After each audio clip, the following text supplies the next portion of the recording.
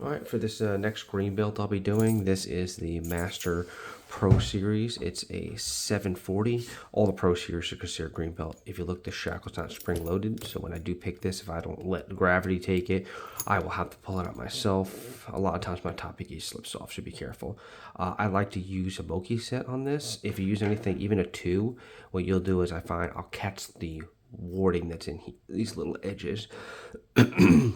And when I catch these edges, sometimes I think it's binding when it's actually just the edge of the warding. So that's always something you want to look out for. All right, and I find the Mokis work really well on this. So let's start with 1. All right, picking 1. Okay, got a false set. It's a very, very slight false. But if you look, a lot of times I'm picking it, I'm using the lightest of tension because a lot of these spools give a lot of feedback. And right now, it feels like 2 is binding. I won't go past it, and now I'm on 4. 3 had no binding. And it's actually counter rotating, but I'm having a hard time getting it to. See, that was 4. All right, I'm going back. So here's 1. 1 is springy. I'm going to 2, had a click, and I'm going to push through. And I think I overset, so I'm going to release a little until I hear the clicks, and now I'm back into that false set, very small false set. So I overset. So there's a 2, and it actually clicked in. I'm going to leave that. 3, 4, and 5. All of them are binding. So the question is, which one needs the counter rotation? So right now I'm going to lighten up the tension a lot. So I'm barely keeping the tension on there. And I'm working through to see which one is counter rotating. Okay, that doesn't feel like it's counter rotating. I'm going to move to 3, 4, 5. 5 is definitely not counter rotating. Go back to 1. All right, here's 2. 2 has a counter rotation. Sometimes, there we go, that's going against me. There we go, got it. 2 is the last one. So now we're going to hold it and let it drop out. And trust me, another thing too is if you overturn this here, the shackle won't drop out. So you have to back off a little bit. If you overturn it, the shackle will just stay there and you'll be like, why is it not opening? So again, no spring loaded, bring it to here and then it'll fall out nicely. All right, now I can take the key out and we'll get this guy sorted out. Alright, so get that center framed. Okay, to open this, you're going to need a 7/64 Allen. I'll open that up. I'll let this guy drop out the bottom.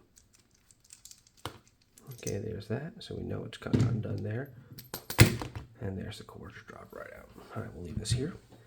Get this guy's out of the way. Again, not doing it for my green belt, so if I lose out of focus, not the end of the world. We got a C-clip here. All right, so I got a little wrench to take that off. And if you don't have a wrench to take this off, not a big deal. I find that actually tweezers sometimes it's easier for me. See that rotation that's in there? So what I'm going to do is I'm going to lock it up. It just kind of stops it from rotating. Those of you who are experienced in picking will have an issue with this. So again, I'm going to push this out and then pop this out. And if you can't get it, tweezers work really well too. I'll just show you that. And you can do tweezers and just basically ride the outside. Try not to catch your fingers. And you can actually just push it off the back like that. And of course, I went straight down in here. So I'll mess with that later if I can't get it. I got it. All right. So now that's off. I'm going to take this out. So this guy used for small format interchangeable cores. This guy is a AAA battery size in case you don't have that. Take the key. I keep a shim because anyone who's done this says throw a shim in there and that just makes your world infinitely better. Trust me. Try not to cut your fingers on these things. They can be sharp.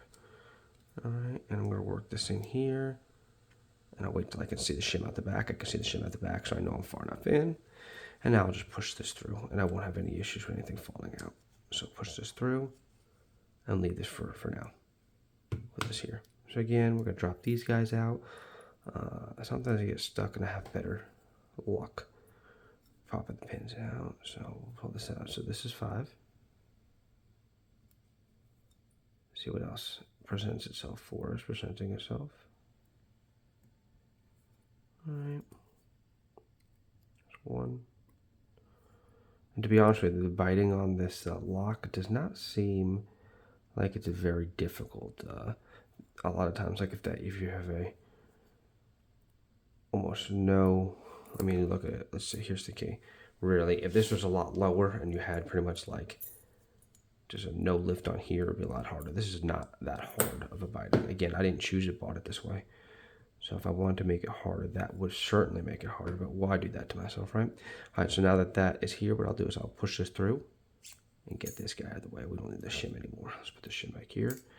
And I won't fully disassemble, meaning I won't take the springs out. I don't need to. So we'll take this bad boy out. So let's remove these. This is actually the number one side. Stinks to get that confused. All right, so here's one side. So, oh, I'm wrong. This is able to have 6, but only has 5. All right, let's pop that out. So here's the first pin. Again, it's going to be serrated. I know because everything went into a false set as soon as I popped the first one, so I know the rest should be spools or serrated spools. And in this case, it looks like they're all just going to be spools. I have taken this apart, spoiler alert, so I do know they're all spools. When I first took it apart, I thought maybe because Masterlock owns American that I'd find some serrated spools, but that wasn't the case. Makes sense because it didn't sound like sandpaper. Alright, so that's pretty much the basic stuff that will show off what's in here. So as you can see, this would be a green belt. You got it serrated, and the rest are just spools. So standard key pins, and that's it.